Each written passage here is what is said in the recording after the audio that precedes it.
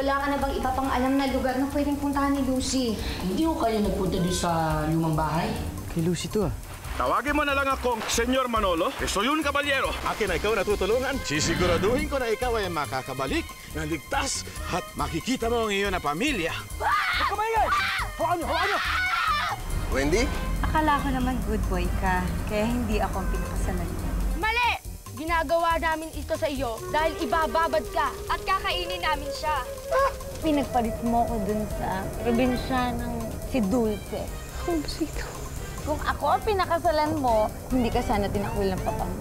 Kung tinakwil niya ako, hindi takwil ko rin siya. Kung kailangan lumuhod ako sa kanya, gagawin ko yun. Huwag kayong mag-alala, Don Duarte. Nahanapin ko si Fidel. Saan ako? Kaya ako na bumalik. Sino ka? Ito ako! Anong pangalan mo? Lucy. Lucy. Sing ganda mo ang pangalan mo. Ano ba kasing kailangan nyo? Bakit ayaw nyo pa kaming pakawalan? Yan lalaki matandang kasama mo ang gagawin naming handa. Handa para saan? Handa para sa aming kakainin. Pagkatapos namin mag-alay sa aming bulkan. Nag-aalay kayo sa bulkan? Oo.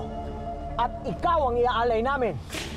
Iuhulog ka lang naman namin doon sa bunganga niya. Ano?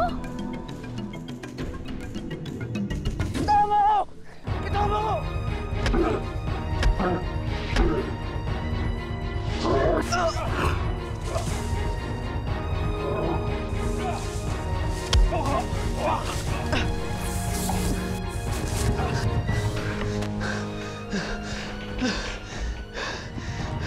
Tulungan niyo ako!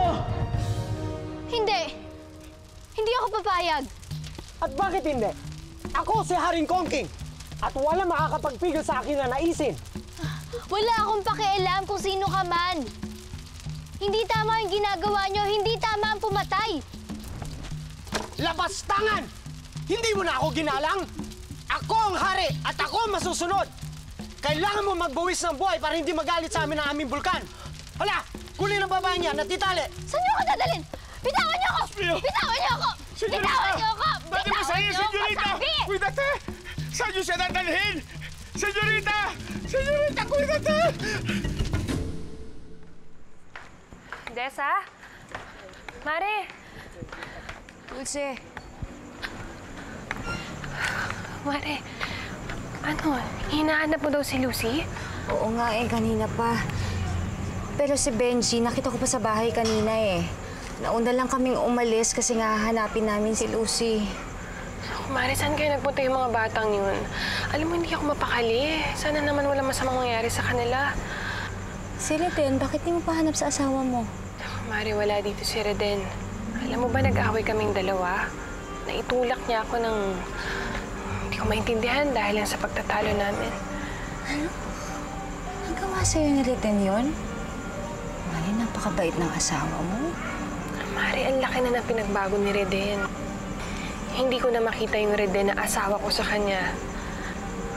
Alam mo, Dulce, napagdaanan ko rin yan eh. Pero huwag kang susuko, ha? Alam kong katangahan ng pagiging martir. Pero yan din ang ginawa ko kay Gabi noon. Alang-alang sa mga anak ko. Tessa, hindi ko kaya mawala si Reden sa buhay namin. Sana lang kaya ko pang magtiis. Hanggat kaya ko gagawin ko. Huwag lang mawala ng amay mga anak ko. Kaya mo yan.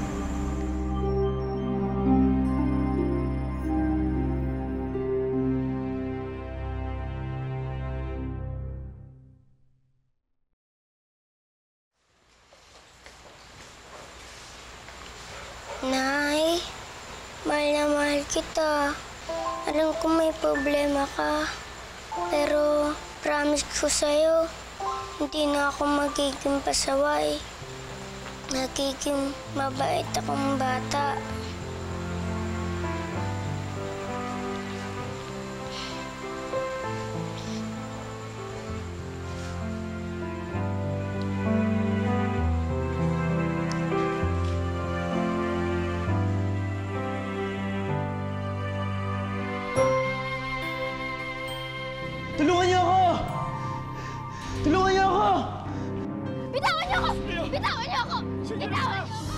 Lucy! Lucy!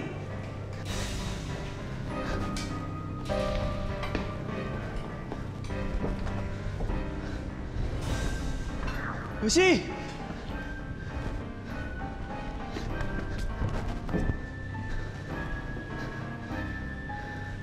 Lucy! Tulong! Tulungan niyo ako! Saklolo! Lucy! Lucy! Lucy!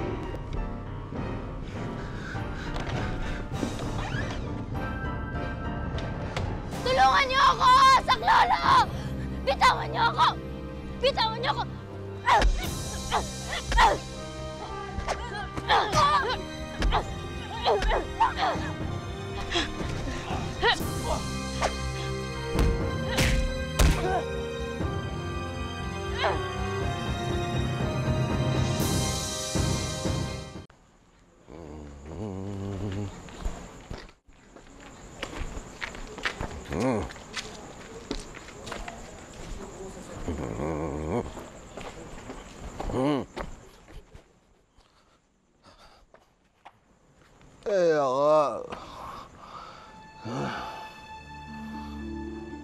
Kamusta, Reden?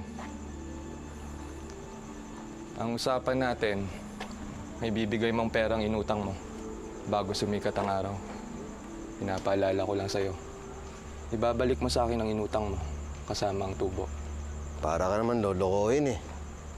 Yan ang wag na wag mong gagawin. Marami nang sumubok pero nabigo lang.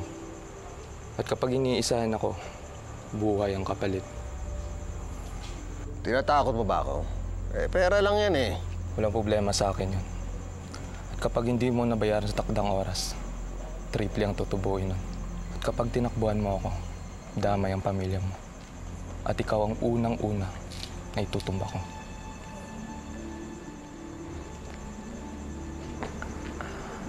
Reden, sino yung kausap mo? Narinig ko na sinabi niya madadama yung pamilya mo.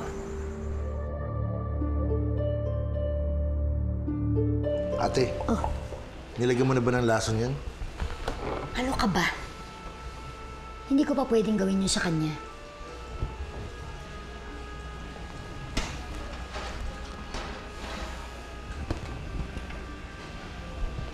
Kita mo to? Kailangan pa tumapirmahan ng matandang yun. Ano to? Nagpagawa ko ng last will and testament. Pag napirmahan niya ng matandang yun, masasalin sa atin lahat ng kayamanan niya. Pagkatapos niya mapirmahan yan, yun, pwede na natin dispatchahin. Galing mo ah.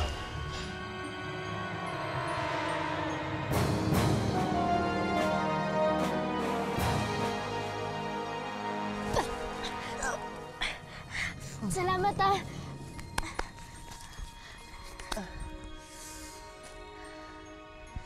Benji? Bakit mo ko niyakap? Excuse me. Ikaw nga itong nakayakap sa akin eh. Ikaw na nga itong tinutulungan, ikaw pa itong nagsusuplada. Eh kasi hindi ko naman kailangan ng tulong mo. Kahit na hindi ka dumating, kaya ko makatakas sa tiyonggo na yon. Talaga? Kahit dyan? Kahit kanino.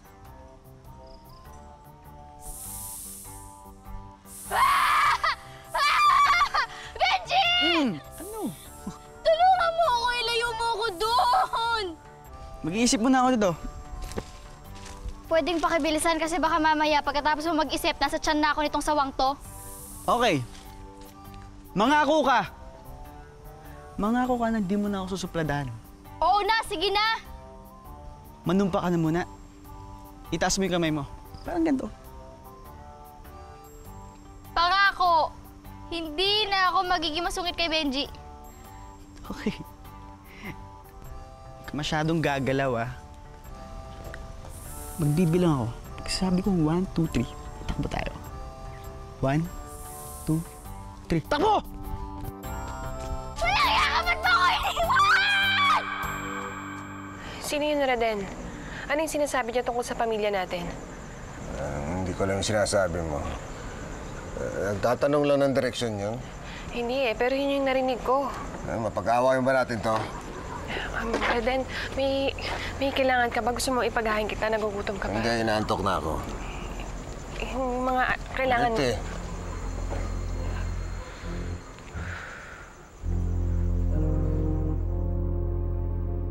Hanapin ang babaeng alay at ang pangahas na tumagit sa kanya. Hindi ako makakapayag na makawala siya. Kailangan madala siya sa bulkan sa kabilugan ng buwan. Sige! At ikaw, iihawin ka naman namin sa bagay ng bulkan. No. Senyor Kong King, por favor, huwag niyo na ako na ihawin, huwag niyo na ako na kainin. Matanda na ako. Estoy viejo ang akin na mga balat. Akin na pata makunat na matigas. Hindi na siya masarap. Por favor. Di bale. Pakukuluan ka muna namin bago ihawin. Kaya lalambot ka din. No.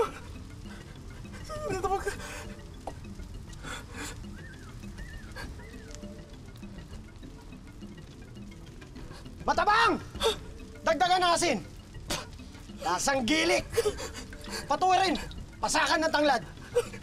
No! Por favor! Senyor, no! Diyos mío! Reden,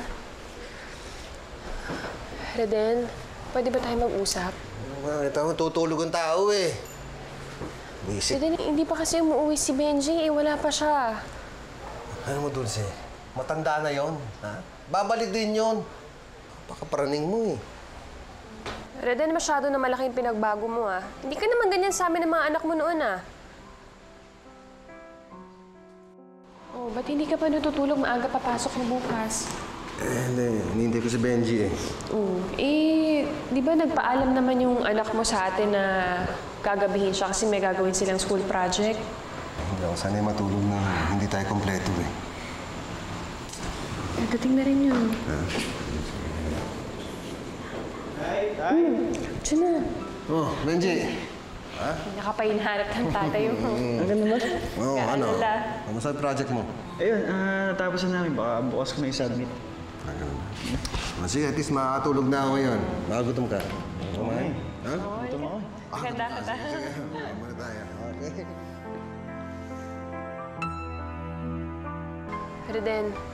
Reden. Ano ba?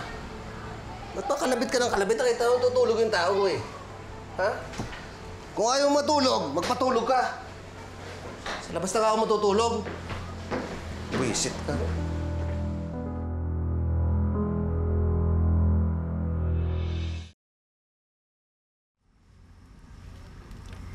Marunong ka pala gumawa ng apoy, no? Oo naman. Nung nag-Boy Scout ako, champion ng troop namin kasi kami yung pinakamabilis magpadingas ng apoy. Teka nga pala, bakit ka ba napunta dito?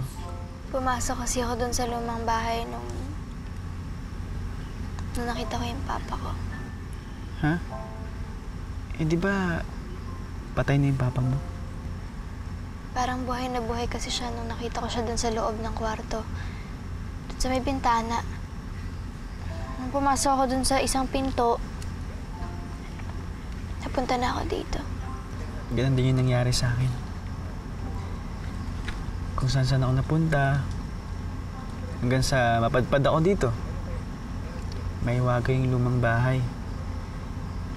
Maraming nakakatakot na nangyari sa akin. Bakit ka pumasok dun sa lumang bahay? Dahil sa'yo. Sa akin? Sinusundan mo ba ako? Oo. Kasi nahanap ka na ni Tita Dessa. Sigurado ka nag-aalala na sa akin sina Mama.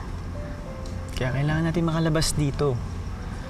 Siguradong pareho na tayo hinahanap sa atin. Benji, salamat ah. Salamat kasi dahil sa akin napunta ka dito. Munti ka na mapahamak. Dahil sa akin. Salamat. Huwag mo na isipin yun. Mahalaga makabalik tayo. Papa ko. Kailangan kong makita ang papa ko. Kailangan ko siya makausap. Ito. Alam ko nandito siya kasi nandito yung kwintas na to. Ako mismo yung nagbigay sa kanya nito eh. Lucy, paano mangyayari yun? Patay na yung tatay mo eh. Hindi ko alam. Kahit ako naguguluhan eh. Sumasakit na nga yung ulo ko sa kakaisip. Lucy, pagod ka na. Buti pa magpahinga ka na. Matulog ka na, babantayan kita. Sige na. Dito lang ako.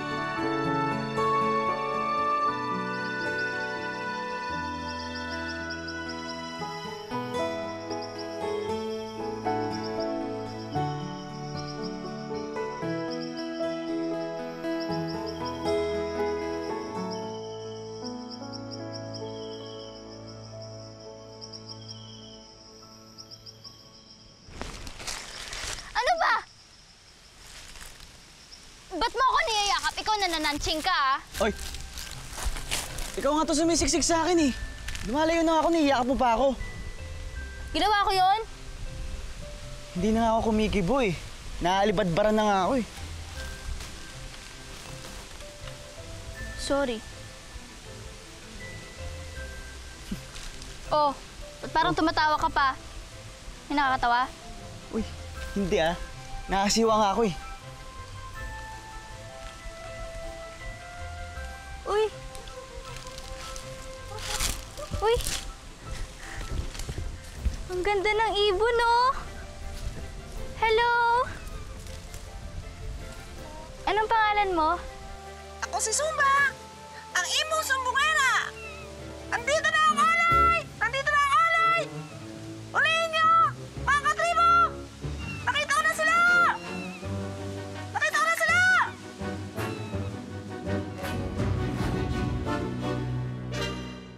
Bilisan niyo! Bilisan niyo! Ulihin niyo ang alay! Nandito siya! Hoy, ikaw tumahimik ka! Benji, anong gagawin natin? Lucy, halika na.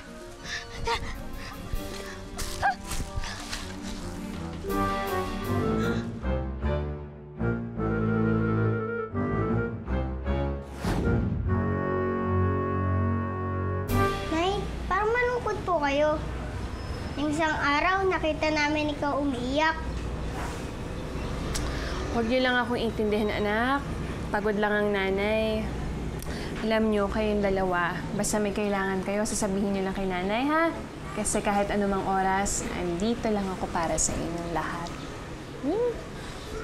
Nay, may sasabihin po ako sa inyo. Ano yun, anak? Dulce? Desa. Tita Desa na. Ayan. O, mga anak. Doon muna kayo sa kwarto, mag-uusap kami ni Tita Desa, ha? Apo, Nay. Dulce, kasi papunta ako sa presinto, i-report ko yung pagkawala ni Lucy. Baka gusto mo sumabay sa akin. Oo nga, yun talaga plano ko, kaya nga inasikaso ko muna yung mga bata. Nagkaayos na ba kayo ni Leven? Hindi pa. Alam mo, Mare, hindi nga siya nag-sorry sa nangyari eh. Para bang baliwala sa kanya lahat. Ayaw niya akong kausapin. Pakiramdam ko ba parang suka-suka na sa akin si Reden? Hindi kaya may babae si Leven.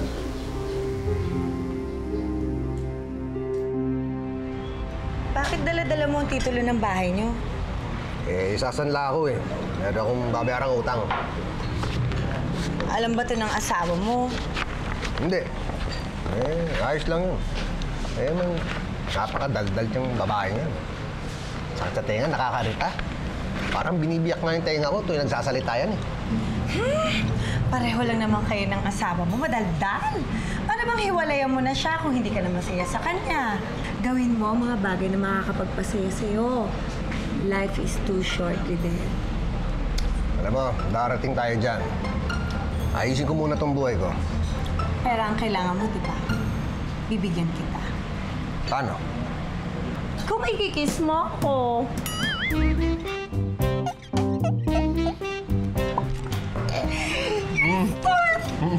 Fit talaga, Ben! Ay na. Okay lang yan, Ben.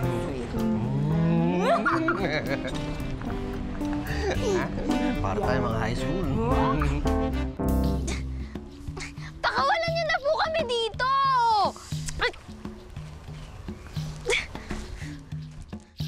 Hindi ka na makakatakas, Lucy. Kahit ilang beses ka pa makawala, babalik at babalik ka pa rin sa akin. Malapit na ang kabilugan ng buwan. At ikaw, ang magbubuwis ng buhay para sa tribo namin! Parang awa niyo na po. Maawa po kayo sa amin. Huwag niyo na po kaming patayin.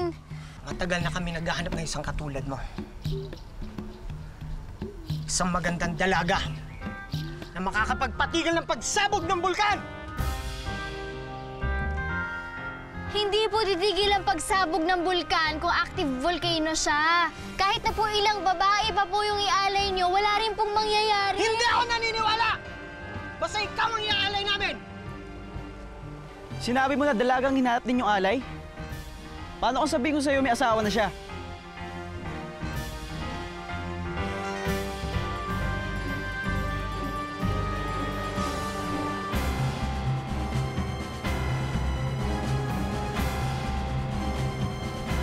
May asawa na siya. Oo. Ako ang asawa niya. Ako ang asawa ni Lucy.